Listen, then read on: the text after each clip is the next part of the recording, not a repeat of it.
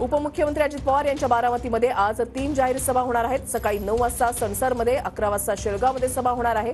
दुपारी 2:30 वाजता निमगाव केतकीमध्ये जाहीर सभेचं आयोजन करण्यात आलंय। सुनेत्रा पवारांच्या प्रचारासाठी अजित पवारांच्या सभांचा धडाका सुरू आहे। प्रदीप कापसे आमचे प्रतिनिधी या संदर्भातली अधिक माहिती देतील। प्रदीप,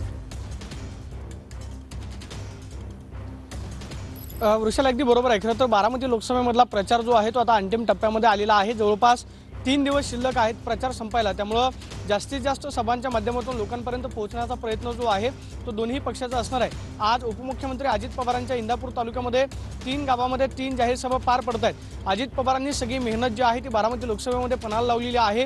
वारंवार आपल्याला माहिती आहे की खडकवासला, त्याचबरोबर दौंड, पुरंदर, भोर आणि आज खरं तर इंदापूरमध्ये अजित पवारांच्या सभा ज्या आहेत त्या 3 मोठ्या सभा पार पडत आहेत। काही दिवसांपूर्वी इंदापूरमध्ये देवेंद्र फडणवीसांची सभा पार पडलेली होती, मात्र महायुतीचे कार्यकर्ते जे आहेत अधिक जोमाने या 2 दिवसांमध्ये काम करतील, त्यामुळे सभांचा धडाका जो आहे तो अजित पवारांकडून सुरू झालेला आहे। येत्या 2 दिवसांमध्ये पुन्हा एकदा उपमुख्यमंत्री आणि मुख्यमंत्री एकनाथ शिंदेंच्या सभा ज्या आहेत ते बारामती लोकसभेमध्ये होणार आहेत। मात्र शेवटच्या 2 दिवसांमध्ये अजित पवारांकडून प्रचाराचा नेमका कसा धडाका लावला जातो हे पाहणं महत्त्वाचं असणार आहे। आजच्या सभेमध्ये अजित पवार हे इंदापूरमध्ये नेमकं काय बोलतात हे पाहणं महत्त्वाचं असणार आहे। सगळ्यात महत्त्वाचं म्हणजे इंदापूरमधल्या आमदारांवरती शरदचंद्र पवार पक्षाकडून मलिदा गँग असा आरोप जो आहे तो करण्यात येतोय, त्यामुळे जास्तीत जास्त लोकांपर्यंत पोहोचण्याचा प्रयत्न जो आहे तो अजित पवारांचा असणार आहे। अजित पवारांकडून येत्या 2 दिवसांमध्ये आणखी काही गौप्यस्फोट केले जातात का?